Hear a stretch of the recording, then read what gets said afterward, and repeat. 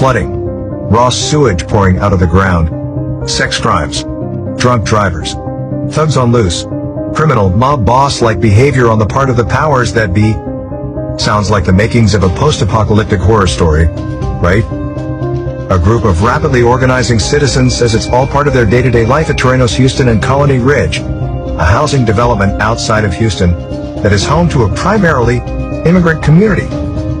People who bought houses in the two communities say they are struggling to stay afloat, sometimes quite literally, amid what are described as horrific living conditions put in place by the developer, a Houston real estate mogul named John Harris. They are now banding together to bring awareness to a myriad of problems plaguing these largely Latino communities. Among the claims, Harris and his team are selling flood-prone lands to people without disclosing that fact. In fact, the company does not disclose the flooding issues anywhere during their sales process, citizens claim.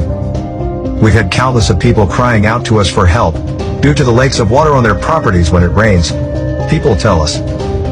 They also told us our land was in a no-flood zone, and when the first rain arrived, our land looked like a pool.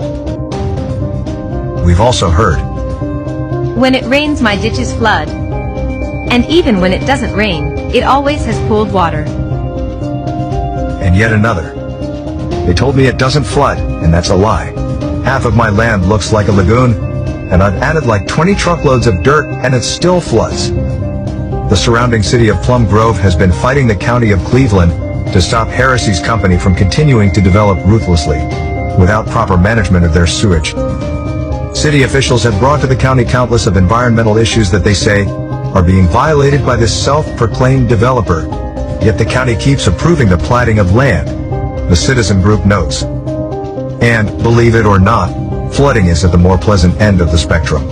One citizen wrote on social media recently, thousands of gallons of raw sewage are being dumped out on the ground. Which is not only disgusting, but we also worry that it will eventually end up in our water system, since everyone out here has their own water well. Multiple sources have told us the company stalks and intimidates anyone who complains at the conditions, Scientology style. We've also had sources tell us that because people from this company believe in Santeria, it is a common practice for them to throw dead animals at people's yards and perform rituals against them. It is their belief that spirits are going to help them stop opposition.